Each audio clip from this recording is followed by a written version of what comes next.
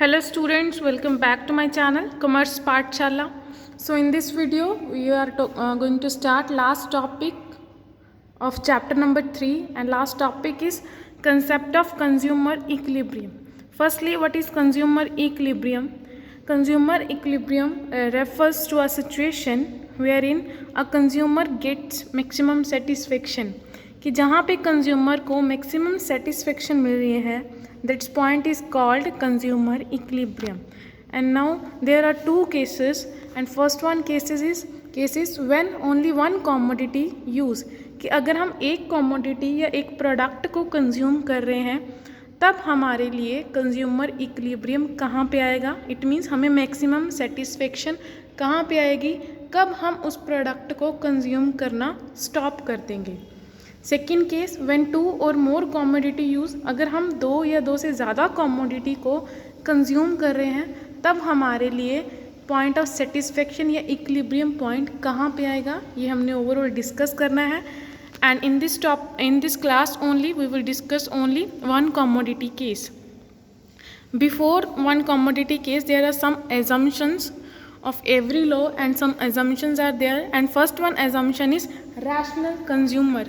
Rational consumer means क्या होता है, समझदार कंज्यूमर, कि जो कंज्यूमर है वो समझदार होना चाहिए. समझदार means like who wants to get maximum satisfaction out of his given income, कि इस तरह का कंज्यूमर जिसको मतलब उसने मैक्सिमम सेटिस्फेक्शन, जो ये चाहता है कि मुझे मैक्सिमम सेटिस्फेक्शन मिले.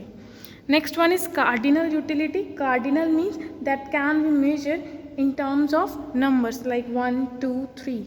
and independent utility means, independent means किसी के ऊपर डिपेंड नहीं रहनी चाहिए. it means that utility is not affected by the consumption of other goods, कि आप दोनों मतलब दो गुड्स की यूटिलिटी को इफ़ेक्ट नहीं करनी चाहिए. दोनों प्रोडक्ट की यूटिलिटी एक दूसरे पे डिपेंड नहीं रहनी चाहिए, अलग अलग होनी चाहिए.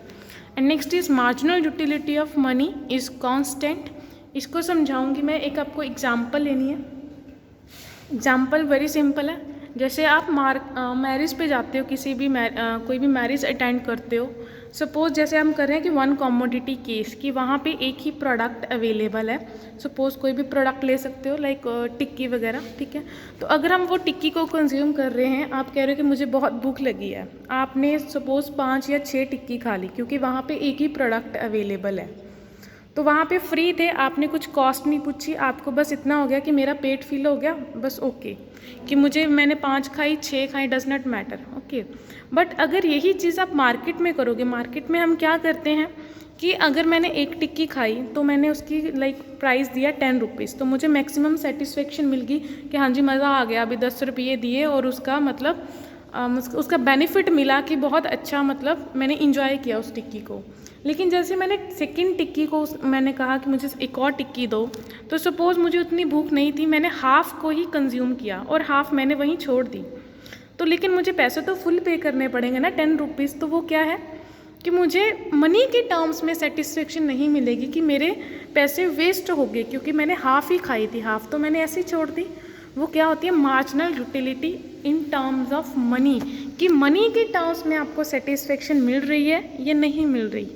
तो अगर हम मार्केट में जा रहे हैं, लाइक कुछ भी प्रोडक्ट आप कंज्यूम कर रहे हो, अगर आप कह रहे हो कि मैंने जितना प्राइस पे किया उसके अकॉर्डिंगली मुझे आउटपुट मिला, दैट्स गुड, तो आप कहोगे कि मुझे सेटिस्फेक्शन मिल गया.